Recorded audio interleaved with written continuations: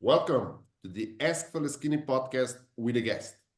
I'm proud to present Tom Scholtz, communication specialist. Tom, welcome to my show. Please tell us more about yourself. What is your story? Well, thank you for welcoming me onto the show. I'm Tom. I'm 25 years old. I live in the Netherlands, and I am currently an entrepreneur. And what I do as an entrepreneur is to give lectures in communication. And of course, this is a very broad term. It actually started out uh, as me finding out about differences in communication between men and women. And afterwards, I realized that people consisted of men and women, and that if I kept naming my, um, my business and the stuff that I was doing, a communication specialist, communication between men and women, the discussion was going to be focused around, how do men communicate with women? But after all, people consist of men and women. So I decided to instead call myself a communication specialist. If you get my point. I'll dive into that because I'm really curious about something. So you say that women have different communication, uh, let's say, codex or a way to approach communication than men do. What are the main differences that you would like to point out, and what are the main similarities? Okay, right. Well, first of all, I would like to actually point out that most of the time communication is natural and we don't have to think about it. We aren't walking on any eggshells. Um, but then there are differences, and the differences is not really our emotional needs, but just the way we want our emotions acknowledged and that we want to acknowledge other people's emotions naturally. And the more extreme the emotion is in terms of, stress, or you could call it severity, the more men tend to shoot up into their own way of wanting their emotions acknowledged. And the more women do that as well. So the main difference between men and women is, and this has been researched before, and I'm just going to repeat this. This is not new information to everyone, but women oftentimes like to have their emotion acknowledged through simply the acknowledgement of the presence of the emotion. So for the other person not to logically debate whether or not what she's saying is factually right, or whether it's true. She just wants to kind of vent. And you'll see these complaints very often in women, is that they want to vent about their day, about whatever they've gone through to a man, and the man starts giving them solutions, and they don't feel heard at all. Um, so that's one big. But the difference between men and women in that sense is that men, and we don't hear about this enough, in my opinion, men like to actually have their emotions acknowledged through the logical side of things. That's why they also give their acknowledgement through the logical side of things. So, to give you an example, and this can be in any relationship, right? It doesn't have to be a romantic relationship at all. Um, Me and my mother, I for some days after each other, I kept letting the dishes pile up. I kept forgetting about it, even though my mom had asked me multiple times to do it. And my mom kept getting more emotional, more and more emotional. And so I felt more and more pressure.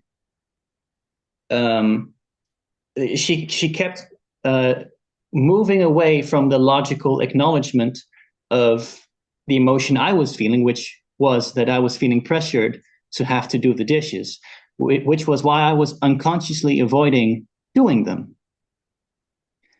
And so I told her about these models that I made, and they immediately worked. She was able to calmly and logically explain it, and I started to consistently do the dishes, and it had immediate result. So, if I understand correctly, what you're teaching people is that men need to somehow understand female emotions, and women should somehow try to explain things in a logical way to a man in order to avoid Right. Well, communication problems. not exactly. You see, this is why I created the so-called cycle of compassion. Okay. Now, I define compassion as having three ingredients. Um, and they're the same for men and women, but we just use them in different proportions, in different situations.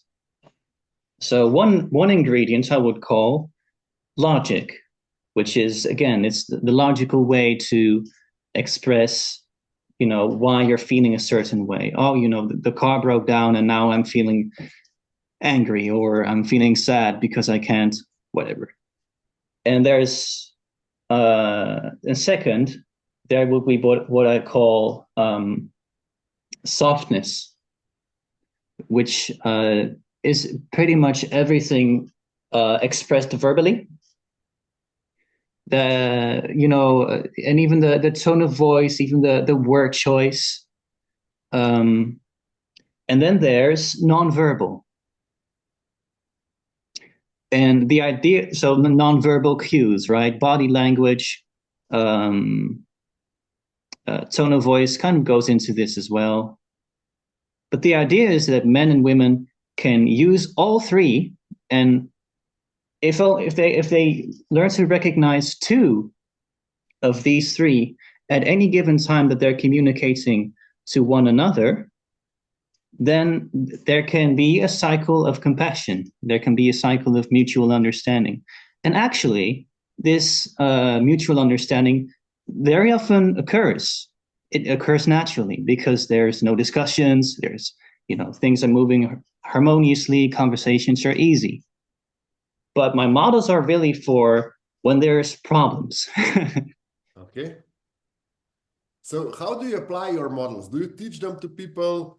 How do because most of us just know about natural communications, and now you say that when the problems arise, um, we should use your models. How do you imagine that we should implement these models? That's a good question. And people have asked me this before. Really, what I've always asked them in return is to give an example, a personal example, and let's just see how these models can be applied and how we can develop an awareness of the other, you know, of the lack of acknowledgement that the other sex is, or the other person of the other gender, right, is feeling. And do we have to use a more logical approach? Do we have to use a more soft approach? Is it our tone of voice? Is it a certain word choice? Or do we have to mainly focus on being nonverbal, which actually goes into listening as well, which is really interesting. You can listen in a nonverbal way and make another person feel heard. I mean, animals do this all the time. Like animals, to make this conversation a bit more spiritual, animals are very honest communicators because they communicate exactly what they feel, and they can make each other feel seen and heard through their nonverbal communication. And this is where us humans, can learn a lot from animals, actually. Okay, but where did we fail in this communication? Because um, if natural communication has its limits, and now we need to learn. It's artificial communication then, or it's not something that comes natural to us. So where did this the gap between the natural and the one that we need to use now occur? Why did why have all these communication problems um, be, be, start being a problem? If everything would be natural, we would assume that this would not be the case. Is that because how society works? What are the challenges of today's society? Why do we have problems with communication? I think, and this is just my personal theory, I think as a society progresses, it becomes more and more complex, and it becomes more and more complex in every central area of development. So, say a society starts, right? A civilization starts, and we've got agriculture, we've got a basic form of science, and we've got a basic form of infrastructure.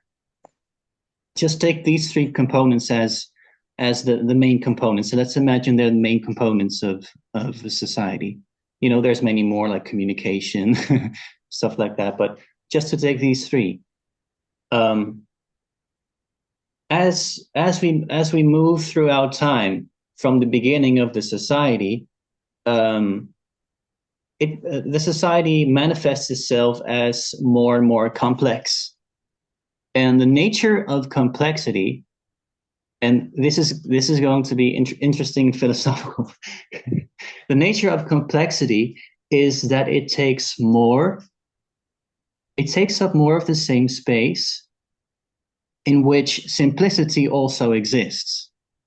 So to very simply visualize this, if you have a circle, right, and you imagine three lines in them, and each line respectively represents agriculture, science, and infrastructure, then as society progresses, naturally more and more space within the circle is going to be filled up. You know, and it progresses into multiple dimensions as well. But even within those multiple dimensions, there's limited space. There's always limited space. So if I understand correctly, the problem in communication is the direct consequence of our society hitting the wall of development or utilization of using the natural language. Exactly. Yes. And the funny thing is that the natural language is an ever emerging and an ever persistent resource. The artificial communication or language is not, you know, because it's based on the continuation of complexity. And really what I'm saying is let's make it simple.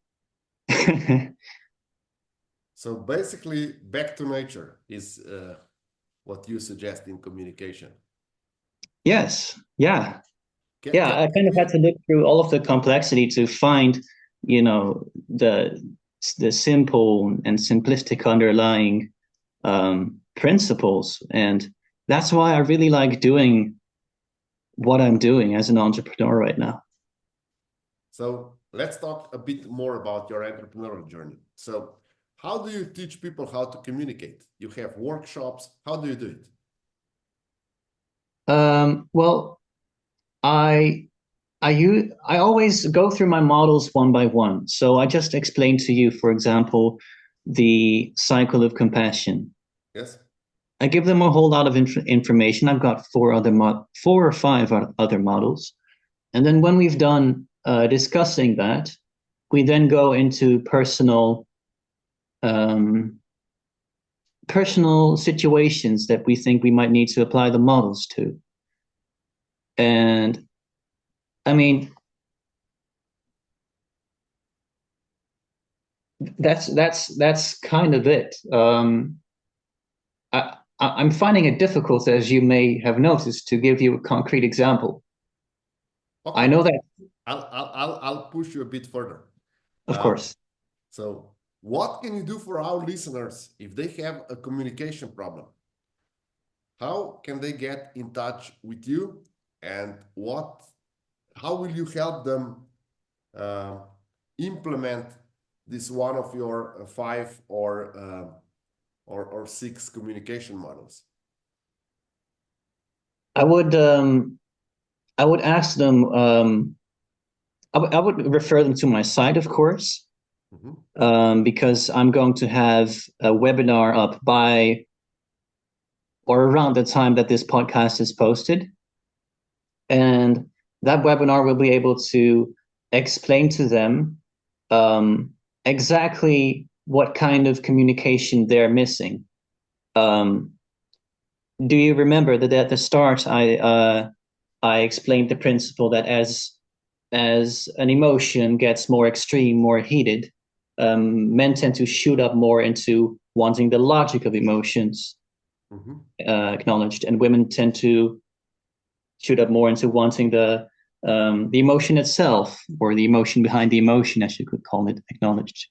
Now, I would help them identify exactly where along this spectrum, so to say, uh, their personal emotion is, and so it's just about them. It, even though it's going to be, um, I mean, they could also let me rephrase that, right? Maybe you could cut this out, but there's one person in a specific situation that's experiencing an emotional problem. They express it to me, um, and and once they do, I'm going to make it all about that person, at least for the start of me explaining the situation. Mhm.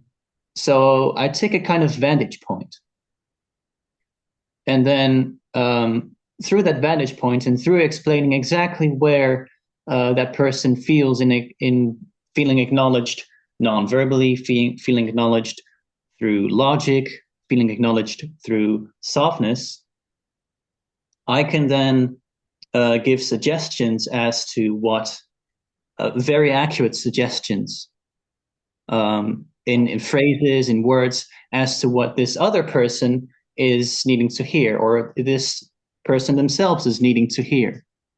And So so that is, on the case that uh, for example, your clients, or they come to you, they will have their specific case, and you will dive into this case and explain to your clients how they should go about this problem or communication challenge. Is that correct? that's exactly correct. Yes. Yes, great. Before we finish, I would like you to give us one uh, as hands-on as possible communication advice uh, for our listeners, so that we would have one pearl of wisdom from you, how we should go about communication, especially when it goes out of its natural way. When it goes out of its natural way, um, I think the best way to deal with that is to give it a little bit of time and space. Because, again, with the analogy of society progressing, um, once things get more complex, the complexity takes up more and more space. So you could even view this as psychological space within a relationship. You aren't feeling the space. You're literally like feeling a wall up against this person, or you're feeling this person having a wall up against you, right? And so that complexity has to kind of dissolve and die down a bit. It's emotional complexity, and oftentimes, and when it does, you know, you can start to bring up, um, for example, my models for communication, and work towards a solution. Because I'm not the only person that can work towards a solution. I made it easy on purpose. Okay, great. So where can our listeners and viewers get in touch with you? Well, I've got a LinkedIn. I've got my site, timeroomsynergy.com. I've also got a Telegram. I'm willing to set up a Telegram group with people that are very interested, and especially those that would like to work with me. Mm-hmm. And I can also give my email, but my LinkedIn is just my name is Tom Scholtz. That's TomScholtz. Okay, I will include all the links in the description below. And Tom, thank you for all these beautiful insights. I was not aware there are many ways of communicating, and the natural way was something that I was aware of, but the other models I was not aware. Thank you for presenting the cycle of compassion to us. And thank you for being my guest tonight. Thank you so much for your time as well. I really appreciate it.